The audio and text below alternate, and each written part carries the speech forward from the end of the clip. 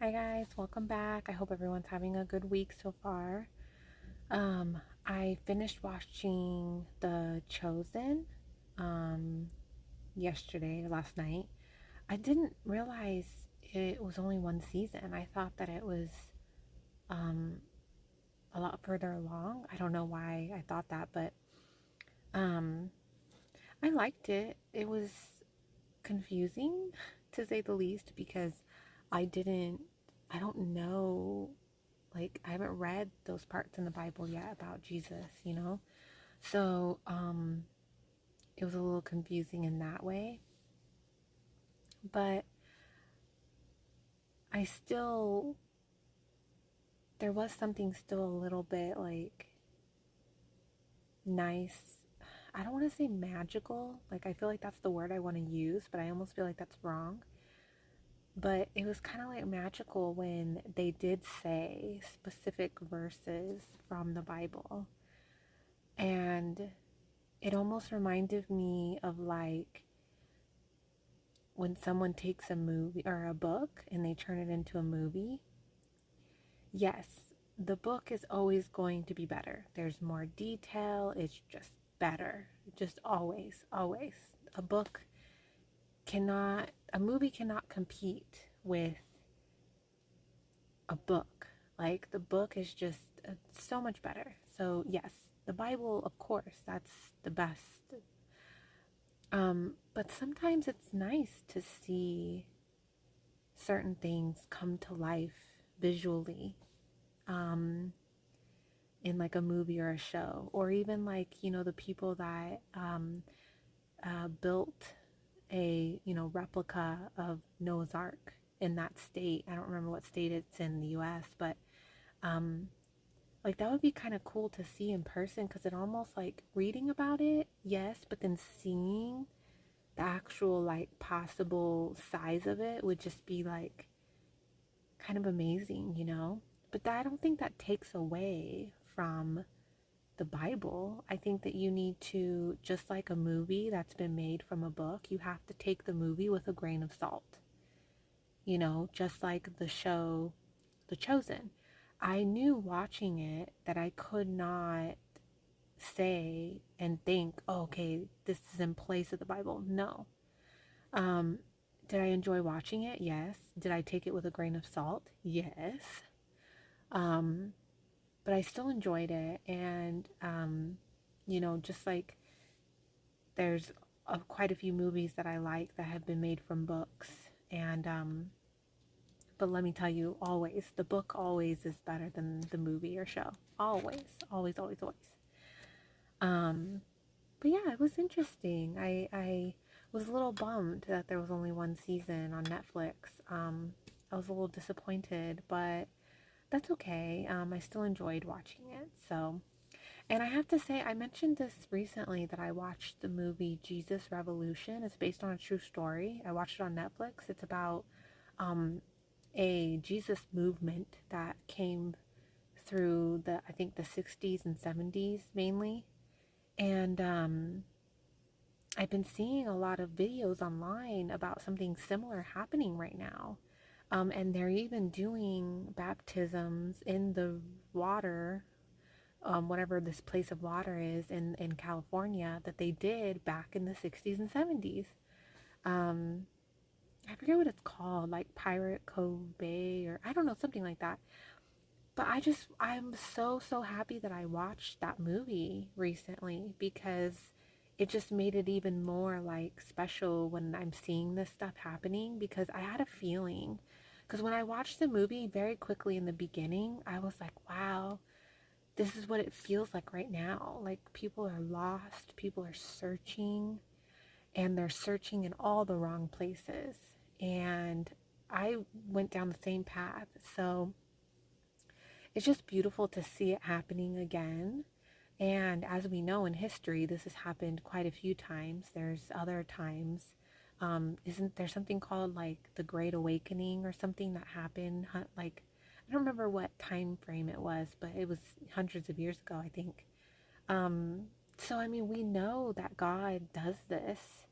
Um, I mean, I'm assuming He's either pouring his spirit out to combat the darkness, or is this, I don't know if this is something he just does every once in a while and just kind of like opens people's eyes all at once, or more people. I'm not sure how that works, but it's very, very cool to watch. And I'm just happy that I am blessed enough that God has opened my eyes as well. And I'm very, very excited about it for other people too. And I hope that many, many, many more people come to the light. Okay, sorry. So let's get into today's chapters real quick. If there's any newcomers, welcome. I've been sharing my journey with reading the Bible. I've been reading the Bible and getting to know God for about, I think, like 10 months now. I've been sharing my full journey, the good, the bad, everything in between. The full playlist is on my channel. I will be doing the whole Bible. I'm about a little over halfway through right now. And so please welcome, join, check out some of my videos. You can read along with me from the beginning if you'd like. Day 1 and 2 are the only days that don't have the recording of the chapters. All the rest do. So I really hope that you give the Bible and God a chance, because I promise you it will be the best, best, best thing you will ever do. So give him a chance. Okay, let's get into today's chapters. Drink water from your own cistern, and running water from your own well. Should your fountains be dispersed abroad, streams of water in the streets, let them be only your own, and not for strangers with you. Let your fountain be blessed, and rejoice with the wife of your youth. As a loving deer and a graceful doe, let her breasts satisfy you at all times, and always be enraptured with her love. For why should you, my son, be enraptured by an immoral woman, and be embraced in the arms of a seductress? For the ways of man are before the eyes of the Lord, and he ponders all his paths. His own iniquities entrap the wicked man, and he is caught in the cords of his sin. He shall die for lack of instruction, and in the greatness of his folly he shall go astray. My son, if you become surety for your friend, if you have shaken hands and pledged for a stranger, you are snared by the words of your mouth. You are taken by the words of your mouth.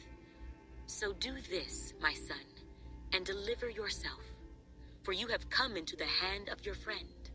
Go and humble yourself. Plead with your friend. Give no sleep to your eyes, nor slumber to your eyelids. Deliver yourself like a gazelle from the hand of the hunter, and like a bird from the hand of the fowler. Go to the ant, you sluggard. Consider her ways and be wise, which, having no captain, overseer, or ruler, provides her supplies in the summer, and gathers her food in the harvest. How long will you slumber, O sluggard? When will you rise from your sleep? A little sleep, a little slumber, a little folding of the hands to sleep. So shall your poverty come on you like a prowler, and your need like an armed man. A worthless person, a wicked man, walks with a perverse mouth. He winks with his eyes, he shuffles his feet, he points with his fingers. Perversity is in his heart. He devises evil continually, he sows discord. Therefore his calamity shall come suddenly. Suddenly he shall be broken without remedy. These 6 things the Lord hates. Yes, 7 are an abomination to him: a proud look, a lying tongue, hands that shed innocent blood, a heart that devises wicked plans, feet that are swift in running to evil, a false witness who speaks lies, and one who sows discord among brethren. My son, keep your father's command, and do not forsake the law of your mother. Bind them continually upon your heart. Tie them around your neck. When you roam, they will lead you. When you sleep, they will keep you. And when you awake, they will speak with you. For the commandment is a lamp, and the law a light. Reproofs of instruction are the way of life, to keep you from the evil woman, from the flattering tongue of a seductress. Do not lust after her beauty in your heart, nor let her allure you with her eyelids, for by means of a harlot, a man is reduced to a crust of bread, and an adulteress will prey upon his precious life. Can a man take fire to his bosom, and his clothes not be burned? Can one walk on hot coals, and his feet not be seared? So is he who goes in to his neighbor's wife. Whoever touches her shall not be innocent. People do not despise a thief if he steals to satisfy himself when he is starving. Yet when he is found, he must restore sevenfold. He may have to give up all the substance of his house. Whoever commits adultery with a woman lacks understanding. He who does so destroys his own soul. Wounds and dishonor he will get, and his reproach will not be wiped away. For jealousy is a husband's fury. Therefore, he will not spare in the day of vengeance. He will accept no recompense, nor will he be appeased though you give many gifts. My son, keep my words and treasure my commands within you.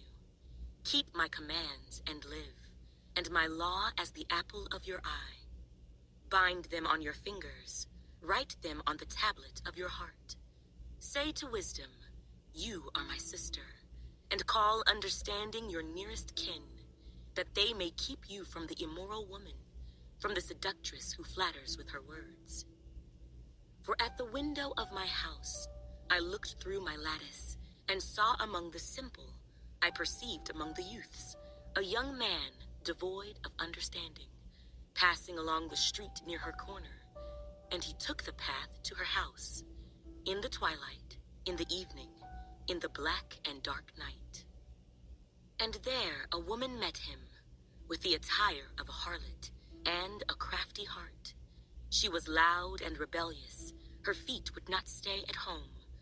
At times she was outside, at times in the open square, lurking at every corner. So she caught him and kissed him. With an impudent face, she said to him, I have peace offerings with me. Today I have paid my vows. So I came out to meet you, diligently to seek your face, and I have found you. I have spread my bed with tapestry, colored coverings of Egyptian linen. I have perfumed my bed with myrrh, aloes, and cinnamon. Come, let us take our fill of love until morning. Let us delight ourselves with love. For my husband is not at home. He is gone on a long journey. He has taken a bag of money with him, and will come home on the appointed day. With her enticing speech, she caused him to yield. With her flattering lips, she seduced him. Immediately he went after her, as an ox goes to the slaughter, or as a fool to the correction of the stocks, till an arrow struck his liver. As a bird hastens to the snare, he did not know it would cost his life. Now therefore listen to me, my children. Pay attention to the words of my mouth. Do not let your heart turn aside to her ways. Do not stray into her paths. For she has cast down many wounded, and all who were slain by her were strong men. Her house is the way to hell, descending to the chambers of death. Does not wisdom cry out, and understanding lift up her voice? She takes her stand on the top of the high hill, beside the way where the paths meet. She cries out by the gates, at the entry of the city, at the entrance of the doors. To you, O men, I call, and my voice is to the sons of men. O you simple ones, understand prudence, and you fools, be of an understanding heart. Listen, for I will speak of excellent things, and from the opening of my lips will come right things, for my mouth will speak truth. Wickedness is an abomination to my lips. All the words of my mouth are with righteousness. Nothing crooked or perverse is in them. They are all plain to him who understands, and right to those who find knowledge. Receive my instruction, and not silver, and knowledge rather than choice gold. For wisdom is better than rubies, and all the things one may desire cannot be compared with her. That I let me collect my words here. Long before I brought God into my life, I always knew like cheating was just so not good. And I knew that like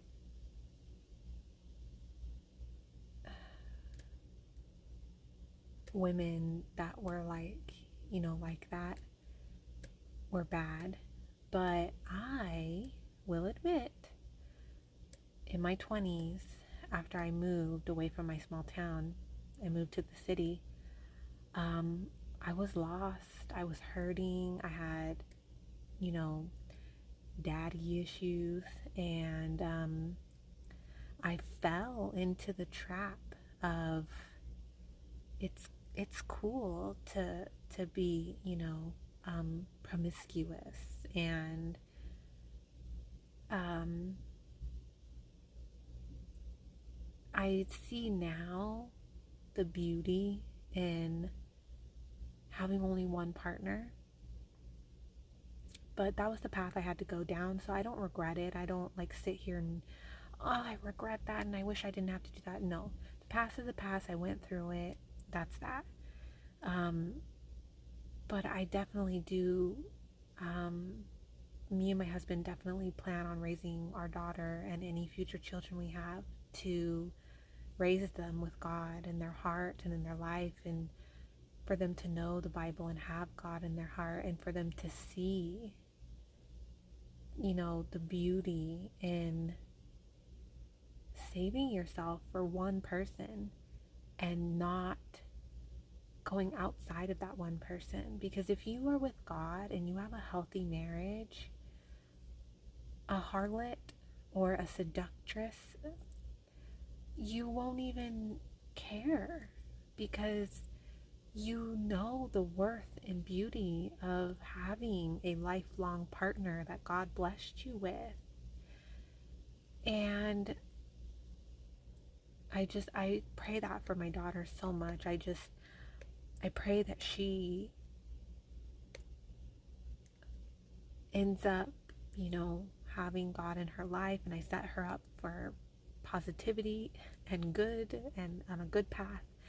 And I hope that she embraces that, and chooses to follow God and save herself for a man worthy of her and a man of God.